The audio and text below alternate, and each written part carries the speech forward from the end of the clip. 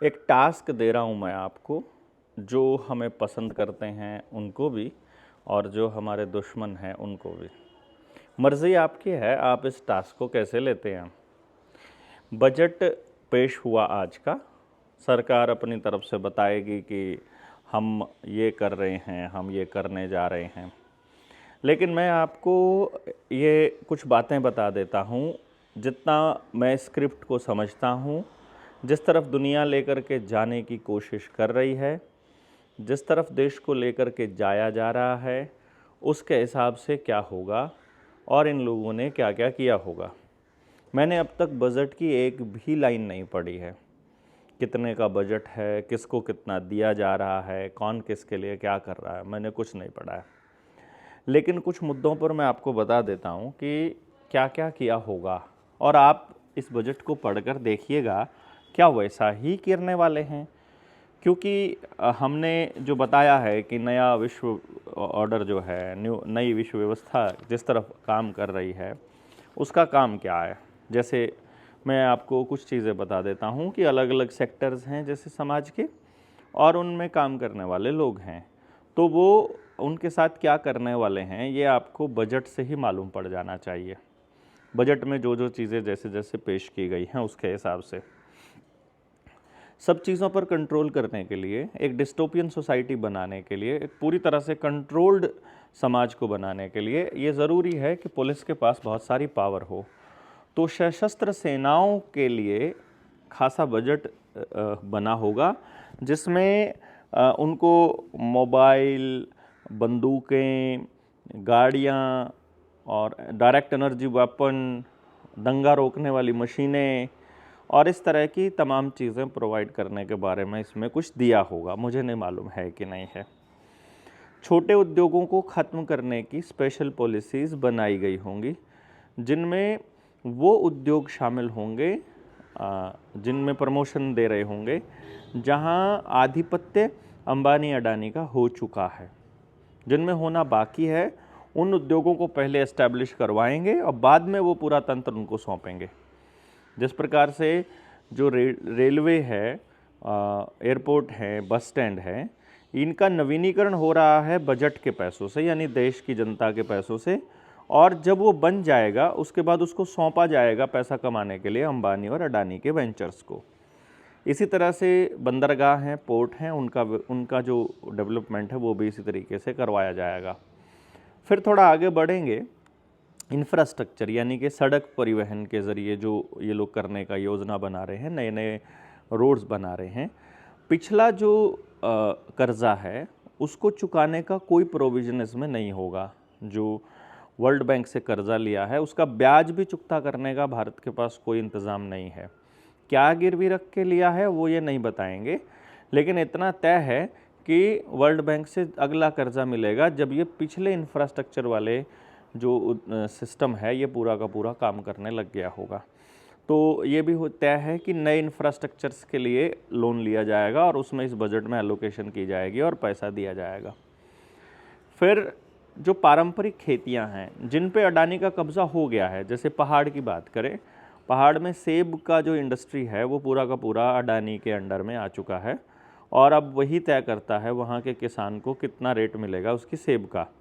अभी उसमें ये गेम प्लान चल रहा है कि कोई दूसरी जो खेतियां हैं, नट्स हैं या अखरोट है, केसर है, अब उस इंडस्ट्री को टारगेट किया जाएगा, यानी कि उसको सब्सिडाइज रेट पर बढ़ाने को पहले मौका मिलेगा और फिर जब पूरा तंत्र तय हो जाएगा फिर उसके बाद अडानी को सौंप दिया जाएगा। यही कोस्टल एरियाज़ और बाकी के पार्ट्स में भी खेल खेला जाएगा। आपको इस बजट में किस तबके के लिए क्या मिला है ये ज़रूर बताइएगा, और जितनी बातें मैं आपको बता रहा हूँ इनका उससे क्या लिंक है ये भी ज़रूर बताइएगा।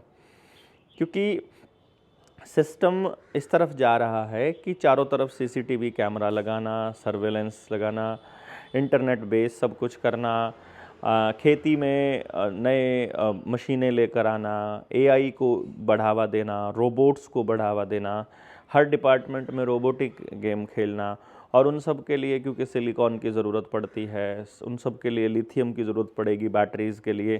तो उन सारे के सारे खाद्यान्न, उन सारे की सारी माइनिंग की जो इंडस्ट्री है उसके ऊपर अंबानी अडानी का कब्ज़ा करवाना, ये इस पूरे के पूरे प्लान का एक हिस्सा है। बाकी आप थोड़ा सा इसमें आगे बढ़ेंगे तो आपको मालूम पड़ जाएगा। दूसरा, जब बहुत सारी वीडियोस आप देखेंगे किसी की, तो सिस्टम के अंदर कुछ लोग शामिल हो करके और मोर्चे को बदनाम करने की दिशा में काम कर रहे हैं। अपने मोर्चे में कुछ भी इंडिविजुअली तय नहीं होता है, सब कुछ मिलकर संगठित होकर के लोग तय करते हैं। लेकिन जिन लोगों को अपनी पावर चाहिए होती है और जिनकी पावर को हम लोग एक्सेस नहीं करने देते, उन लोगों का ये कोशिश, उनका प्रयास रहता है कि वो किसी तरह से मोर्चे को ज़्यादा से ज़्यादा बदनाम कर सकें। वो अपने प्रयासों में लगे रहते हैं। इसी बहाने हमें उन लोगों की पहचान हो जाती है जो लोग हमारे इस मोर्चे को ख़राब करना चाहते हैं या इस दिशा में काम कर रहे हैं।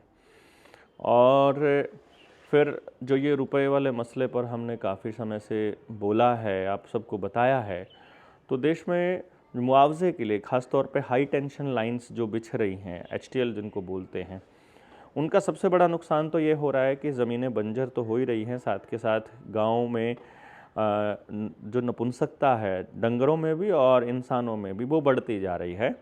और उसके मुआवजे को कमर्शियल यानी कि मार्केट रेट पर रखने की जो वकालत किसान नेता कर रहे हैं, वो लोग ये भूल जाते हैं कि उनको सिर्फ खाते में डिजिट ट्रांसफ़र करने हैं। और वो डिजिट अभी फ़िलहाल क्या हो रहा है, नए नए किसी गांव में कोई केस आया, जैसे उनकी ज़मीन आ गई, पुराने टाइम से बहुत गरीब थे, उन्होंने वो ज़मीन बेच करके कहीं दूसरी ज़मीन ले ली। ये 100 में से 10 केस ऐसे मिलेंगे जिन्होंने ज़मीन बेच करके ज़मीन ले ली हो। बाकी के 90 केसेस में शहर में प्लॉट ले लेंगे, मकान ले लेंगे, दुकान ले लेंगे, बड़ी गाड़ियाँ ख़रीद लेंगे, रिवॉल्वर का लाइसेंस ले लेंगे और तमाम तरह की सुख सुविधाएं ले लेंगे और दिखावा थोड़ा करना चालू कर देंगे, तो कुछ दिनों बाद वो भी बर्बाद हो जाते हैं। इसी तरह के घटनाक्रमों में आप अपने आसपास किस तरह के लोगों को देखते हैं, ये ज़रूर बताइएगा। और देखिएगा कि इस तरह की घटनाएं कहीं आपके मतलब आपके गांव में तो नहीं हो रही हैं। तो वो जो लोग अभी बेच करके ज़मीन ले रहे हैं, वो भी एग्ज़ाम्पल बन रहे हैं, और जो दूसरी चीज़ों में खर्च करने हैं वो भी एग्ज़ाम्पल बन रहे हैं। वो एग्ज़ाम्पल्स इस तरह से बनेंगे आगे कि देखो, इन्होंने किया था तो ये किया था तो इनकी तरक्की हो गई, इन्होंने ये नहीं किया था तो ये डूब गए। लेकिन अल्टीमेटली जो ज़मीन है वो छोटे चंक ख़त्म हो करके बड़े चंक में तब्दील करना इनका काम है कि पहले 5-5 एकड़ वाले लोग ले लें, फिर 5 एकड़ वाले जब बेचने लगेंगे उसको 10 एकड़ वाला ख़रीदेगा, फिर जब वो बिकने लगेंगे तो 100 एकड़ वाला ख़रीद लेगा। और इस तरह से जो इंडस्ट्रियलाइजेशन है, जिस तरह से बड़े उद्योगों को कब्ज़ा करने वाला जो गेम है, वो उसमें वो कामयाब हो जाएंगे। तो ज़मीनों के मुआवजे जो हैं, आप जब भी लें उसको रुपए में लेने की कोशिश करें। उनको बोलिएगा हमें बैंक नोट नहीं चाहिए, हमें डिजिट्स नहीं चाहिए, हमें रुपया दे दो, बेशक हमें 5,000 रुपये में दे दो। रुपया क्या है इससे आपको पता चलेगा, देश को पता चलेगा। लेकिन कोई अगर ये रिस्क ले सके, कोई किसान नेता अगर ये रिस्क ले सके तो कुछ बात बने। अदरवाइज़ फिर हम जो JSM वाले घूमेंगे, जब हम अपना मिशन जब आगे बढ़ाएंगे, तब हम समाज को बताएंगे कि असल में रुपया हम क्यों मांग रहे हैं और लोगों को हम क्यों कह रहे हैं कि आप हमें रुपया ही दे दीजिए। ये रुपए वाला खेल थोड़ा सा अटपटा लगेगा। बाकी किताब आ रही है, 23 मार्च की तैयारी जारी रखिएगा। आप सबके सामने बहुत बड़े लेवल पर तैयारियां चल रही हैं। जय हिंद, जय भारत, जय जोहार। आप सबका इंतज़ार है कि आप कमेंट में क्या लिखते हैं। आपके कमेंट में लिखी गई चीज़ें बड़ी काम की होंगी।